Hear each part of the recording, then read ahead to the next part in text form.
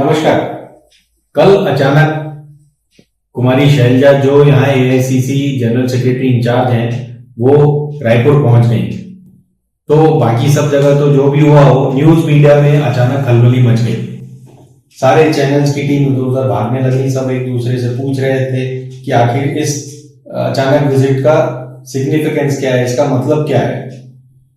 कुमारी शैलजा आई, उस एयरपोर्ट से सीधे सीएम हाउस चले गई।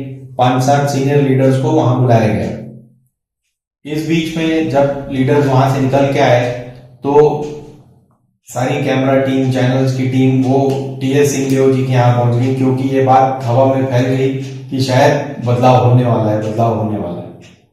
अब कर्नाटक में तो अभी डिसाइड हुआ नहीं है, तो यहाँ बदलाव की तो कोई खबर अभी उड़नी नहीं चाहिए। लेकिन क्योंकि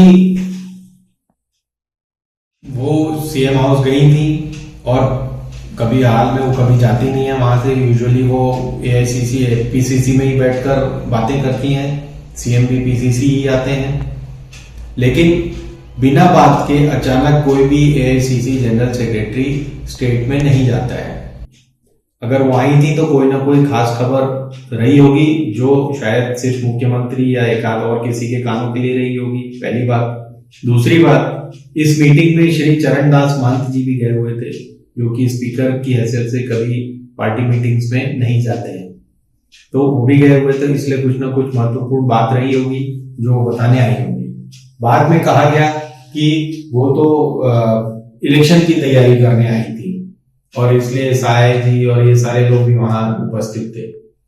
वो हो सकता है वो एक आवरण मात्र है, वो इलेक्शन तो अभी 5 महीने दूर है। अभी तो कर्नाटक की जीत के सेलिब्रेशन खत्म नहीं हुए हैं, तो यहाँ के इलेक्शन की तैयारी में अचानक वो आएंगी और उसी शाम लौट जाएंगी, ऐसा कोई मन में उतरने वाली बात लगती नहीं है। हो सकता है उन्होंने कोई इंपॉर्टेंट मैसेज श्री भूपेश बघेल जी को दिया हो, वही मैसेज शायद चरणदास जी और श्री टीएस सिंहदेव को भी दिया हो।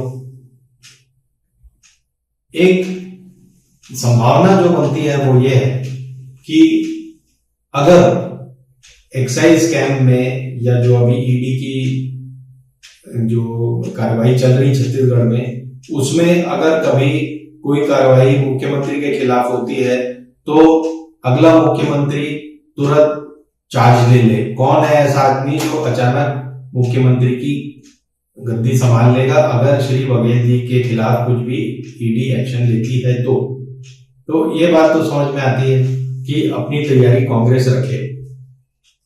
उधर टीएस सिंहदेव बाबा ये स्टार्टिंग ब्लॉक में लगे हुए हैं, जैसे आपने एथलेटिक्स में देखा होगा स्टार्टिंग ब्लॉक। 3 साल से वो उस स्टार्टिंग ब्लॉक में है, उनके घुटने छिल गए हैं, लेकिन अभी तक उनको मुख्यमंत्री का पद या उसके लिए दौड़ की रेडी गेट सेट गो बोलने वाला जो हाई कमांड है वो कमांड ही नहीं दे रहा है। तो सिंहदेव साहब भी निराश ही लगे मीटिंग के बाद। खैर, एक्साइज की बात चली है तो मैं आपको बताता हूं कि श्री बघेल ने बहुत ही इंटरेस्टिंग इंटरव्यू दिया है एनडीटीवी को। उनका कहना है कि उन्होंने शराबबंदी इसलिए लागू नहीं की छत्तीसगढ़ में क्योंकि उन्हें डर था कि यहाँ पे नकली शराब बिकने लग जाएगी और बहुत लोग मारे जाएंगे।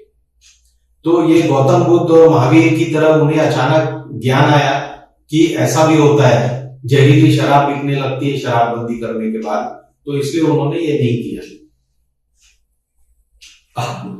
ये ज्ञान जब वो पीसीसी प्रेसिडेंट थे तब उनको नहीं आया था, क्योंकि तब हर साल 6,500 करोड़ का जो एक्साइज का जो महकमा रिटर्न देता है जो टैक्सेस के रूप में, उसके बारे में शायद उनकी जानकारी कम रही थी।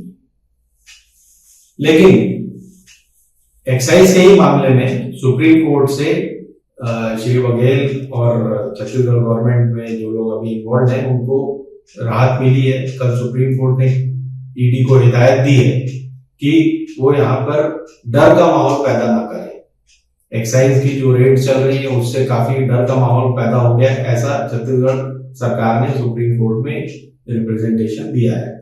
तो सुप्रीम कोर्ट ने ईडी को हिदायत दी है इस तरह की यहाँ कि आप ये फियर साइकोसिस या डर का माहौल पैदा ना करें छत्तीसगढ़ में। तो ये बघेल सरकार के लिए एक राहत की बात हो सकती है।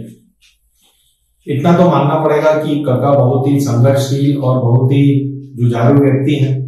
वो उन्होंने अभी तक हार नहीं मानी है और वो लगातार ईडी और दुनिया तरह की जो ऑपोजिशन है बीजेपी, उसकी भी लगातार उनका मुकाबला कर रहे हैं। और आने वाला समय जो है यानी अगले 2-3 हफ्ते जैसे ही कर्नाटक में सीएम डिसाइड होगा और श्री बघेल खुद कह रहे हैं कि कर्नाटक की हार की तिलमिलाट भाजपा को है और शायद अमित शाह और मोदी जी को भी है, तो ईडी की कार्रवाई तेज हो सकती है। हमें इंतजार करना पड़ेगा आगे के कालचक्र में क्या होता है। धन्यवाद। हिंदुस्तान जिंदाबाद।